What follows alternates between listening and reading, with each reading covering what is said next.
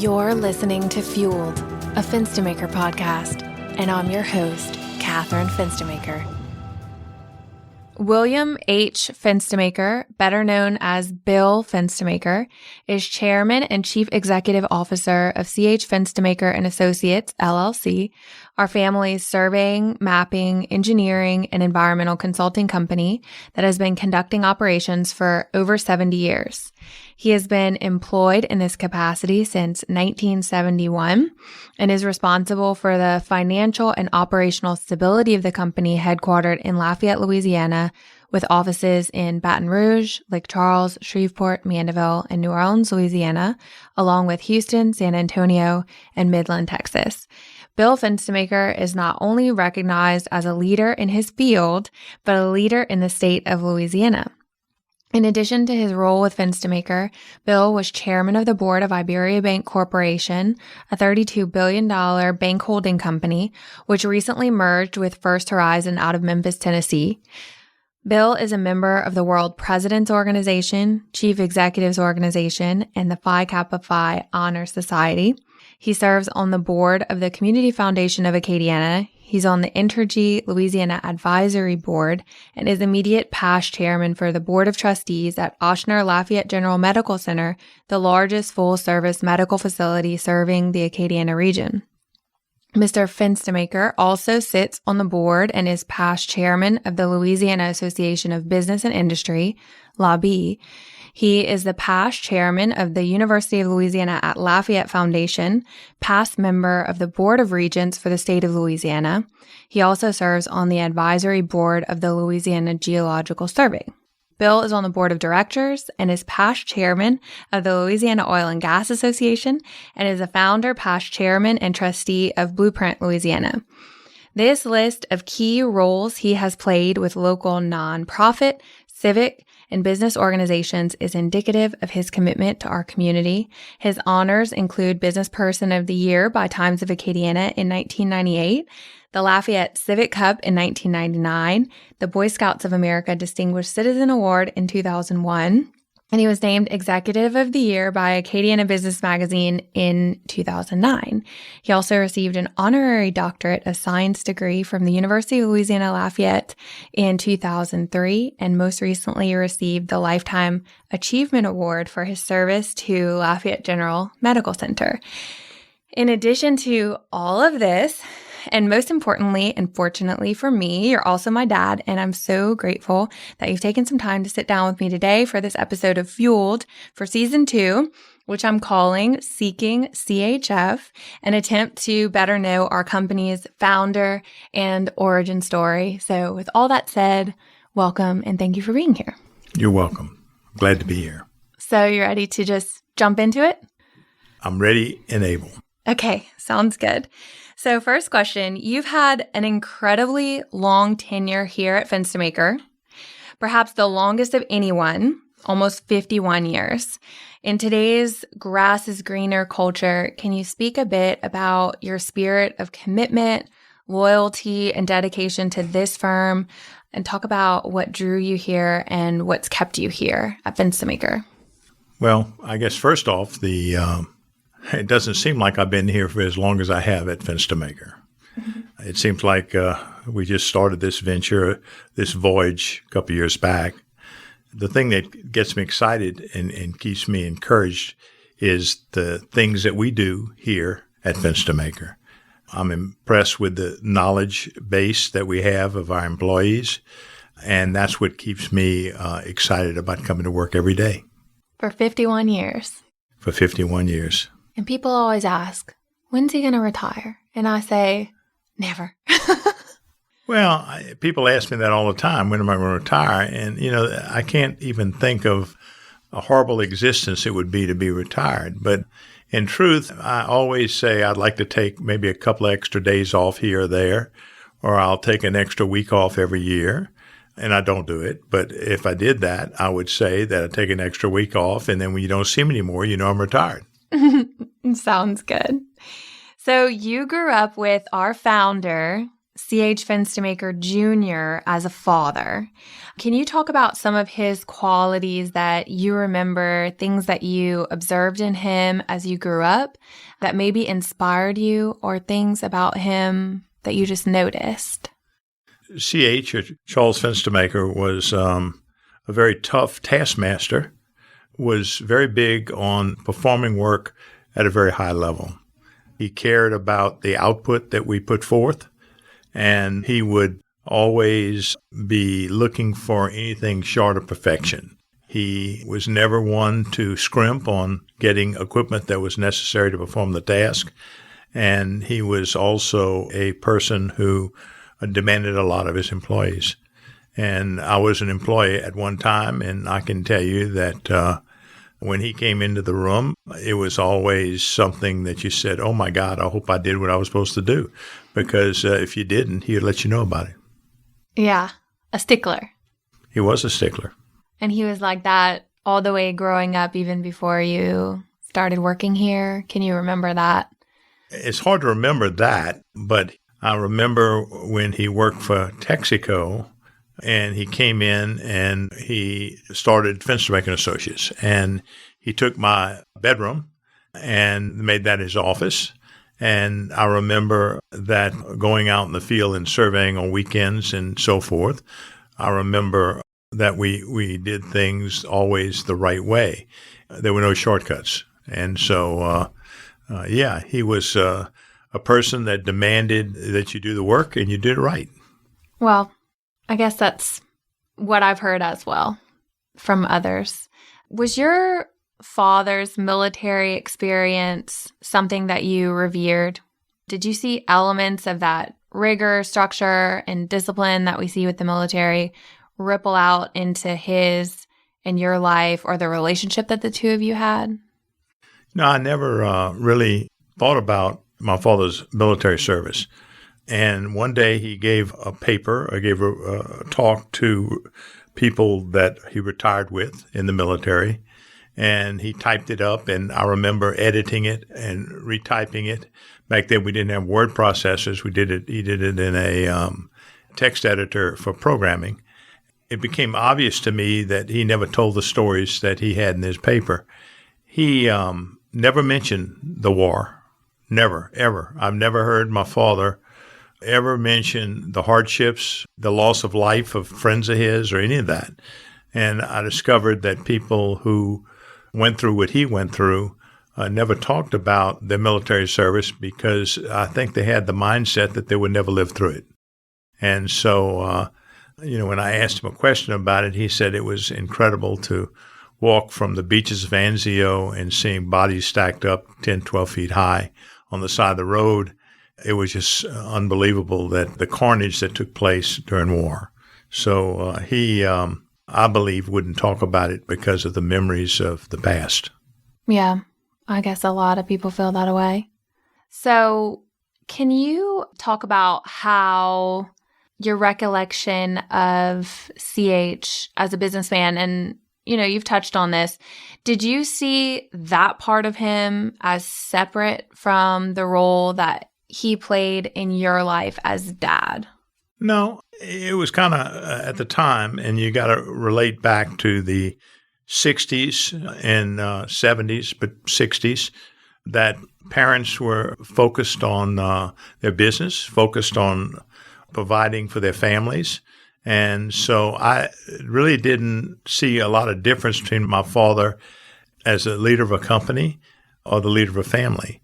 We would chat. I remember the first time we would really do things together, we would sit up, and this was before television, and we would listen to the Friday night fights on the radio.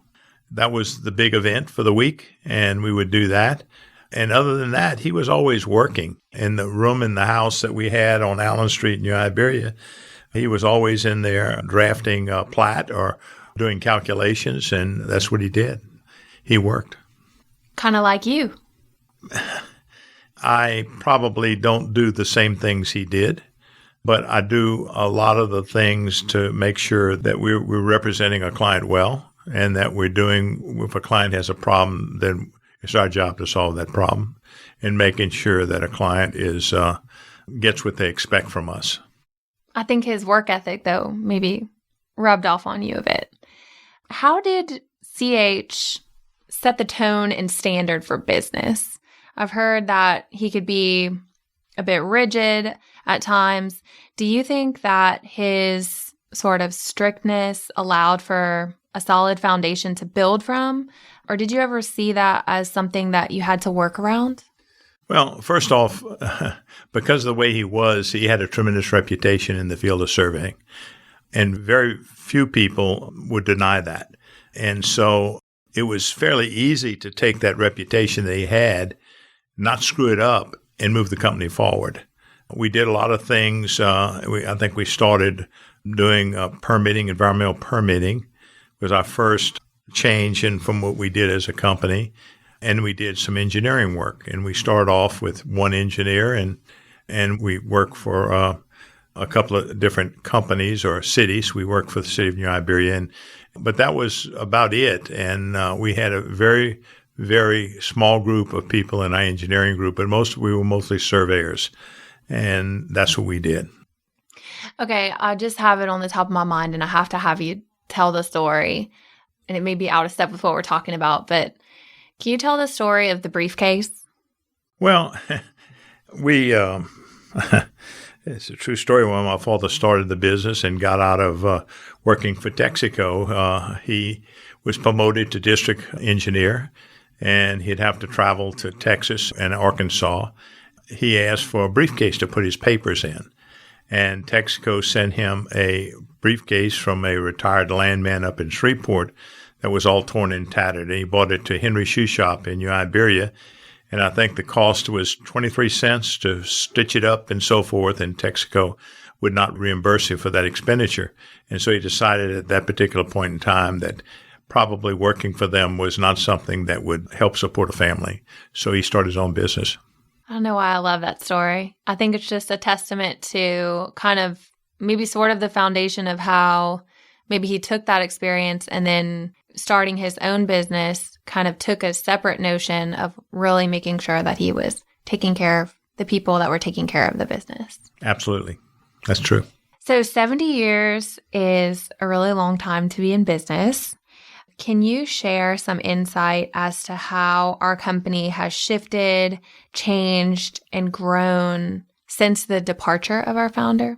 Well, first off, you have to change. If you don't change, then the rest takes care of itself. And so to provide a future for our people, and we're very fortunate, we've had a lot of great people that work here, and you've got to change and you've got to add things. So I always believe that we have to be different than our competitors, because if we're the same as our competitors, then the only thing that separates us is cost.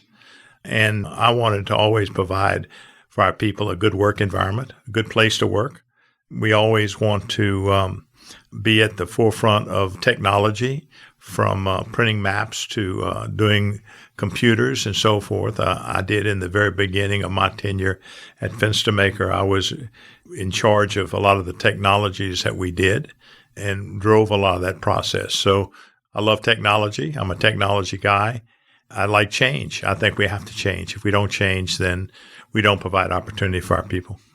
I think it was Lolly Brasso who told a story that you had gone to some conference in California or something, and you came back and you were saying, and this was decades ago, and you were saying, one day we're going to be talking to our watch or, something like that. And then it all ended up coming to be that we do talk to our watches today. So do you think that that's something like that you've always kind of had inside of you as like a passion or like an excitement or an enthusiasm around technology and kind of the future and driving forward?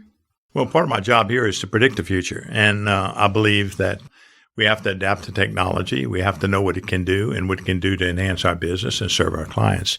So, I think that I don't remember the conversation with Lolly Brasso, but if he said that's the case, I probably did.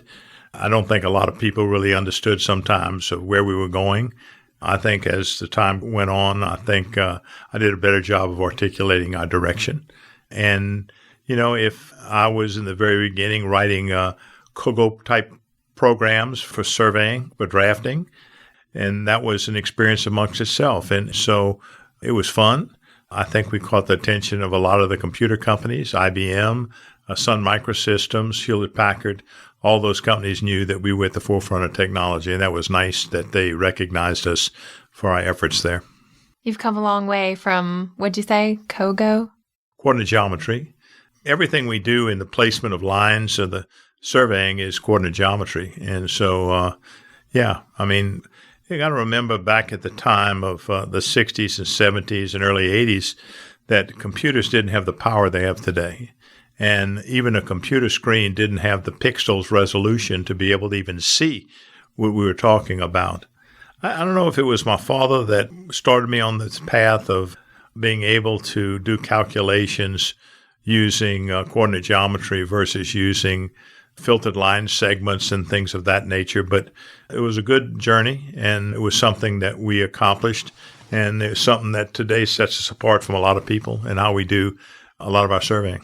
I know a lot of things have changed. I was actually in the library over in the survey building, if it was yesterday or day before yesterday, and looking for some of Granddaddy's plat work. I was looking for his stamp or, his signature on something, and came across all these hand-drawn things, and Danielle put it on the light table and illuminated it. And the fact that they drew all these marshes and everything, they drew all that by hand, is just amazing how far we've come since then. So, but as much as things have changed, I'm sure some things have endured and withstood the test of time.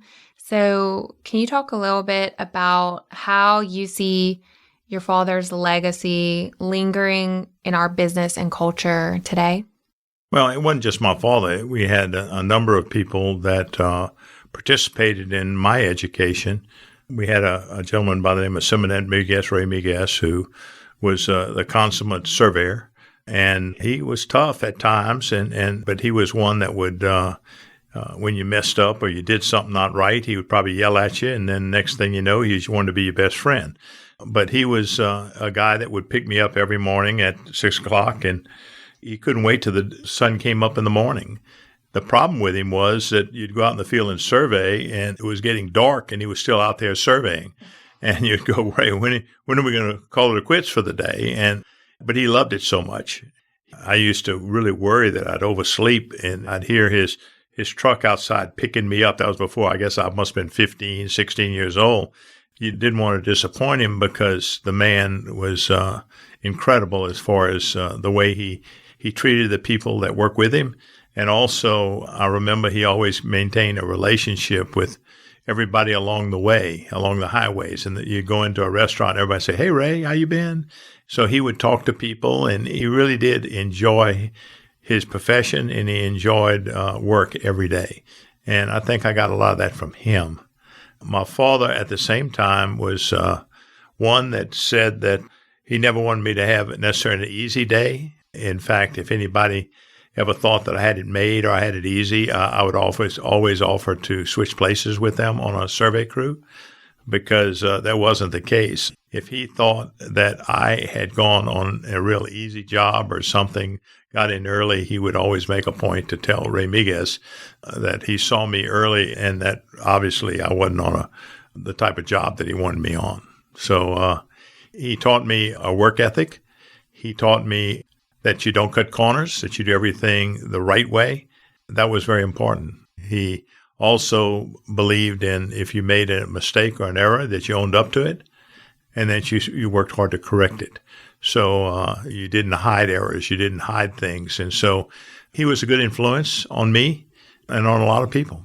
You hear stories from people around about having encounters with him in different ways. And I know whenever I interview RJ, he'll share some things, maybe he'll keep some things to himself, but I think he left his mark.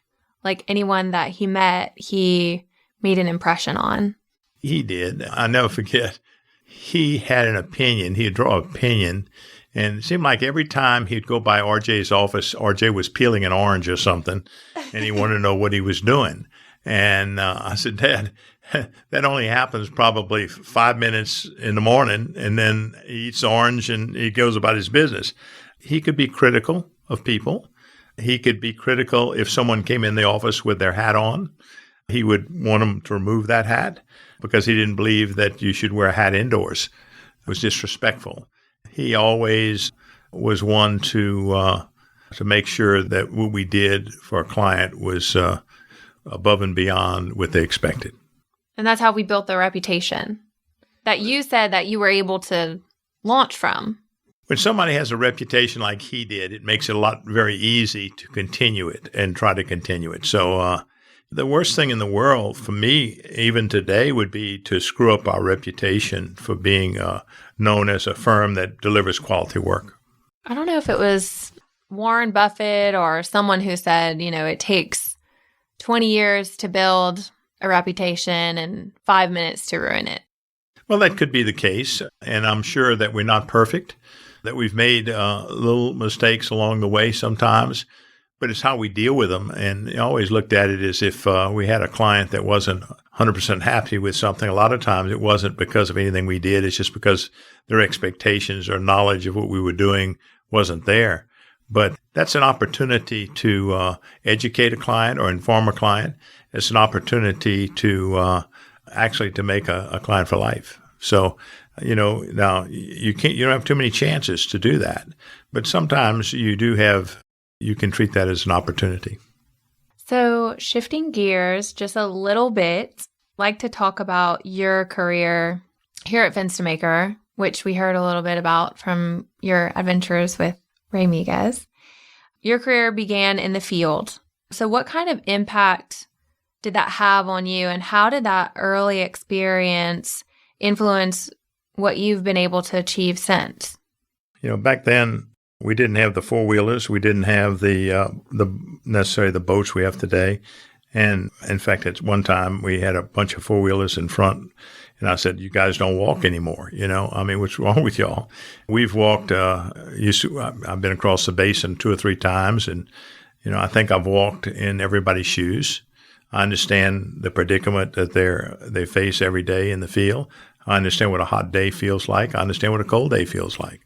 I remember going down there in the Coastal Canal, and it was freezing cold. The question is, you want to freeze quickly or you want to freeze over a long period of time? And you adjust the throttle accordingly. The challenges that we have in the field operations are still the same as they were before, except we probably have fewer people. We do things a little differently with satellite positioning than we did before with chains and the way we used to measure distances. So, things have evolved, and we try to evolve with science and the way it goes and try to make sure that our people are brought along for the journey. Do you feel like if you hadn't had that start in the field, in the elements and things like that, do you feel like you wouldn't have as good, perhaps this is obvious, but you wouldn't have as good of an understanding or ability to lead an organization of people who are facing those challenges? Do you feel like because of it, you have a better understanding? And I don't know exactly what I'm asking. Well, I always like to sit on the same side of the table as our people. I don't like to sit on the other side of the table. I'm no better than anybody that works here, and I firmly believe that. I want all our people to be successful. The question is, why in the world would anybody want their people not to be successful? That'd be pretty stupid. Yeah. So the thing is, we do have work to do. We do have to create a quality product. We do have to care. And somebody asked me, I think one of the interns asked me, how is it that everybody is the way they are? And I said, because we all care. It's important. I truly care about an outcome of a project for a client. If we somehow don't do what we were supposed to do, my God, that's a horrible thing, and we'll fix it if we can. And so we hope that we satisfy all our clients, and that's what we work for. I guess my thing is I'm just picturing if a CEO or a business leader or someone who comes in from a different realm and they come in and they're trying to lead an organization where they don't necessarily understand the inner workings or haven't stepped in all the shoes. Do you think it's important I'm almost thinking about that silly kind of TV show where it's like the CEO steps down and does some of the other jobs within the organization, gets their hands dirty a little bit. And then they always kind of seem to have a revelation of sorts that, they return to their position and then they have a better respect for their people.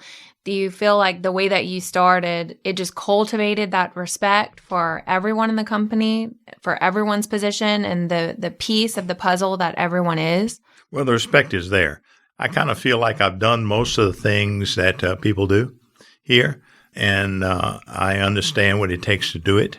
Yeah. I think that's important. So the idea that maybe I surveyed from a young age, I remember going all over the Louisiana and outside in Texas and so forth.